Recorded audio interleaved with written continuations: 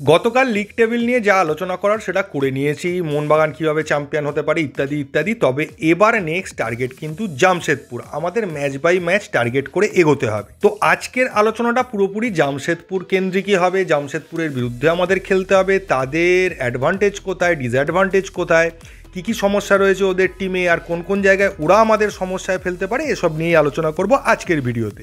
প্রথমে যদি চলে আসি, জামশেদপুর কেমন টিম?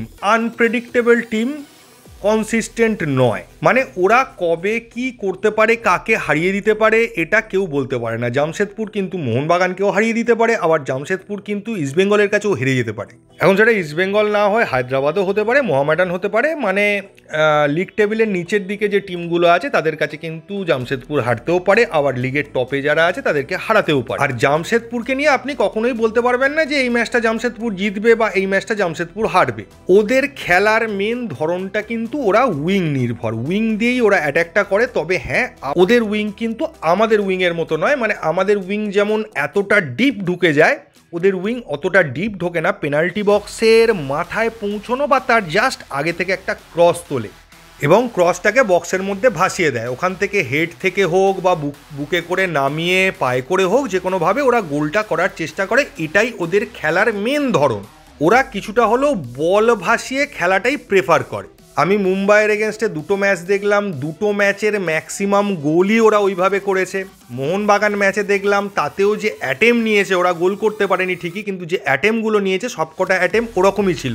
কিন্তু লাস্ট ম্যাচে মোহনবাগান সেটা আগে থেকে প্রেডিক্ট করে নিয়েছিল এবং মোহনবাগানের দুজন লম্বা ডিফেন্ডার থাকার জন্য ওদের এই স্ট্র্যাটেজিটা কোনো কাজে আসেনি এবং মোহনবাগান প্লেয়াররা ওদের ক্রস তোলার সামনে বডি ফেলে বা পা দিয়ে সেটাকে ডিফ্লেক্ট করে দেয়, ফলে পারফেক্ট ক্রস ওরা সেইভাবে তুলতেও পারেনি।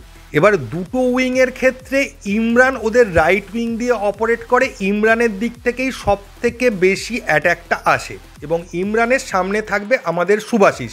তো সুভাশিসের দায়িত্বটা থাকবে সব থেকে বেশি যে ইমরানকে ক্রস করতে না দেওয়া।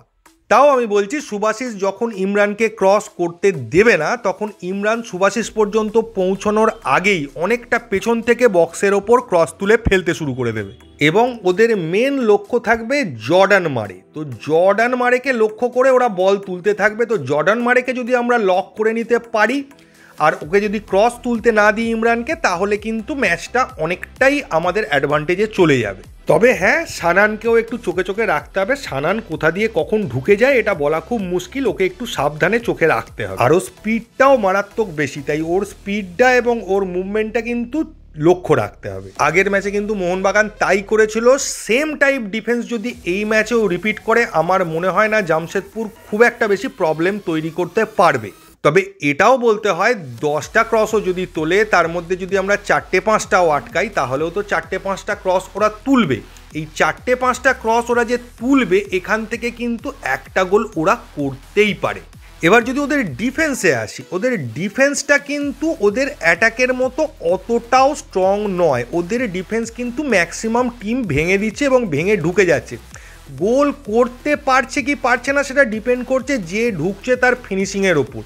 এই জায়গাটা মোহনবাগানেরও সমস্যা রয়েছে। মোহনবাগান ঢুকে অনেকবারই যাবে জামশেদপুর ডিফেন্সে, এটা আমার মনে হচ্ছে দেখে, ওদের খেলা দেখে এবং আমাদের খেলা দেখে। মোহনবাগান অনেকবারই ওদের ডিফেন্সে ঢুকবে, কিন্তু তার মধ্যে থেকে কটা গোল কনভার্ট করতে পারবে, এটাই হলো সব থেকে বড় প্রশ্ন। তবে ওদের ডিফেন্সেও আমাদের ডিফেন্ডারদের মতোই একটা লম্বা, মানে ভালো চেহারার ভালো ডিফেন্ডার রয়েছে, সেটা হচ্ছে এজে। ওকে একটু বুঝে খেলতে হবে। ওর কাছাকাছির মধ্যে যদি লং বল বাড়ানো হয়, ও কিন্তু সেটা ক্লিয়ার করে দেবে। তবে ও একদিককে বা একজনকেই নিতে পারবে, আর একটা দিক খালি থাকবে, সেখান দিয়েই আমাদের অ্যাটাকটা করতে হবে। বা ও যদি কাউকে পার্টিকুলারলি মার্ক করে, তাহলে আরেকজন ফ্রি হয়ে যাবে। তবে গোল করার অনেক সুযোগই আমরা পাবো এই ম্যাচটাতে, তো সেটাকে কনভার্ট করতে হবে, এর বাইরে কিচ্ছু নয়। কারণ ওরাও গোল করতে পারে। ওরা একটা বা দুটো গোল যদি আমরা ধরেই নিই ওরা করতে পারে, একটা গোল ধরেই যদি চলি, তাহলেও কিন্তু আমাদের 2 থেকে 3টে গোল ওদের বিরুদ্ধে করতে হবে। এবার ওদের উইংয়ের অ্যাটাক যদি আমরা কন্টিনিউয়াস অফ করে দিই, সেকেন্ড ওদের কাজ হবে মোটামুটি পেনাল্টি বক্সের বাইরে থেকে শট করা। এবং এই শটটা দুজন ওদের খুব মারাত্মক ভালো করতে পারে। একটা হচ্ছে রে কাচিকাওয়া আর একটা হচ্ছে জাভি হার্নান্ডেস। দুজনেরই শট অ্যাকিউরেসি খুব ভালো, পেছন দিকে না তাকিয়ে এক মোমেন্টের মধ্যে ঘুরে ওরা শট করে সেটা গোলে এবং ভালো জায়গায় রাখতে পারে। তো বিশালের রিফ্লেক্স কিন্তু এই ম্যাচে একটা বিশাল ইম্পর্টেন্ট পয়েন্ট হতে চলেছে মোহনবাগানের রেসপেক্টে। বিশালকে সবসময় অ্যালার্ট থাকতে হবে, ওরা কখন কোথা থেকে দুম করে একটা শট করে দেবে এবং কোন জায়গা দিয়ে করবে সেটা আগে থেকে বোঝা খুব মুশকিল। ওরা মিডফিল্ডের দখল খুব একটা নিতে যাওয়ার চেষ্টা করবে না, ওরা মিডফিল্ডে একটা দুটো পাস খেলে সোজা সাইডে বাড়িয়ে দেবে। তো এই উইং দিয়েই ওরা অ্যাটাকটা করার প্রথম থেকে চেষ্টা করবে, যেটা আমাদেরকে আটকে দিতে হবে। আবার মজার বিষয় হচ্ছে আমাদের উইং যদি বারবার অ্যাটাকে ঢুকে যায় তাহলে ওদের উইঙ্গাররা অ্যাটাক করার বদলে আমাদের উইঙ্গারকে থামানোর ব্যাপারেই বেশি নজর দেবে, সেক্ষেত্রে ওদের খেলাটা অনেকটাই কম এফেক্টিভ হয়ে যাবে। তো সেদিক দিয়ে দেখলে লিস্টান মনবীরের একটা বড় ভূমিকা আছে। তারা যদি কন্টিনিউয়াস বল কেড়ে নিয়ে অ্যাটাক করতে থাকে বা ওরা অ্যাটাক করার সময় ওদের থেকে বল স্ন্যাচ করতে থাকে তাহলে কিন্তু ওরা বিপদে পড়বে। তবে যেহেতু ওদের কোচের নাম খালিদ জামিলও কিন্তু এই বিষয়গুলো লক্ষ্য করেছে। এটা হতে পারে খালিদ জামিল একসঙ্গে রে কাচিকাওয়া আর জাভি হার্নান্ডেসকে একসঙ্গে খেলিয়ে দিয়ে মাঝ মাঠের একটা দখল নেওয়ার চেষ্টা এই ম্যাচে করতে পারে, কারণ এর আগের ম্যাচগুলো দেখে ওদের সম্পর্কে এই রকম ধারণা চট করে অপোনেন্ট করবে না, তারা ওদের উইং নিয়েই ভাবনা চিন্তা বেশি করবে। এই সময় ওরা এটাও জানে যে মোহনবাগানের তুলনামূলক মিডফিল্ড দিয়ে অ্যাটাক হয় না, মিডফিল্ডের জায়গাটা কিছুটা হলেও খালি থাকে, তো ওরা মিডফিল্ড দিয়ে অ্যাটাক তৈরি করারও চেষ্টা কিন্তু করতে পারে।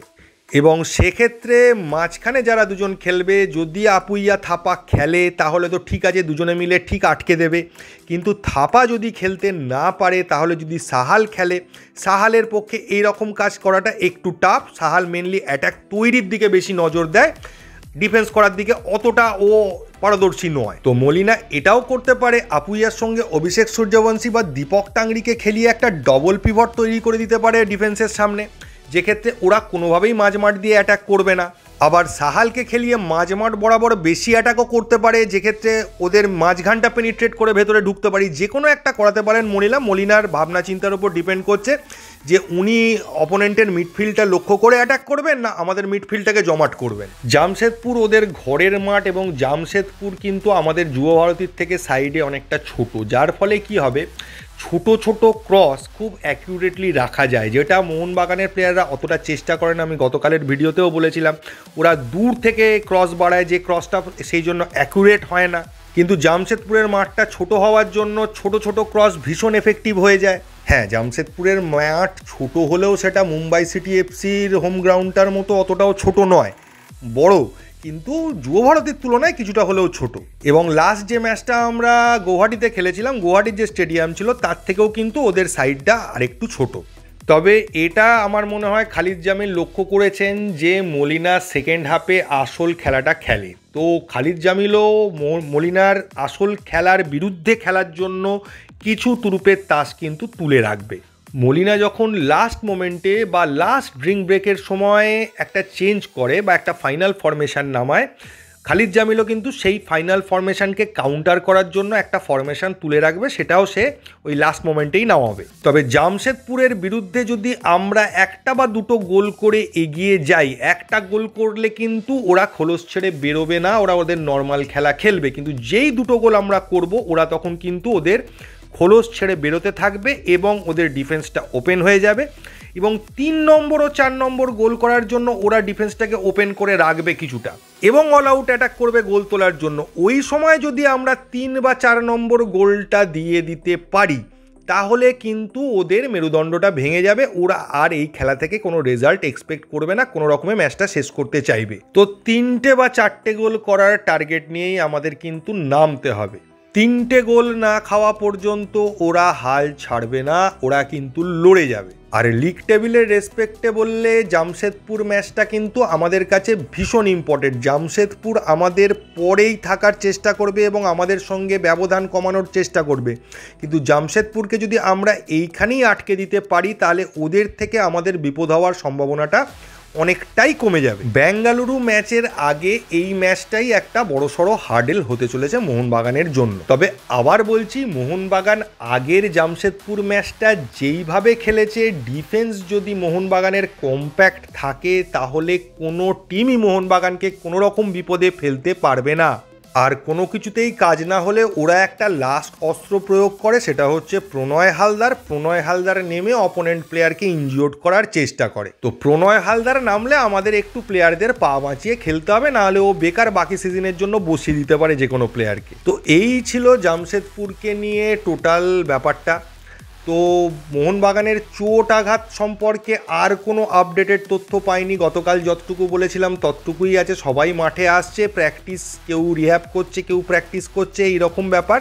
কিন্তু থাপা এখনও পর্যন্ত প্র্যাকটিসে নামেনি, মাঠে আসছে, রিহ্যাব করছে, সবই ঠিক আছে। কিন্তু ওই জন্য পারফেক্টলি বলাটা মুশকিল যে ও পরের ম্যাচটা খেলতে পারবে কিনা। তো এই ভিডিওতে এইটুকুই। যদি ভিডিওটা ভালো লাগে তবেই চ্যানেলটাকে সাবস্ক্রাইব করবেন। থ্যাংক ইউ, ধন্যবাদ এবং জয় মোহনবাগান।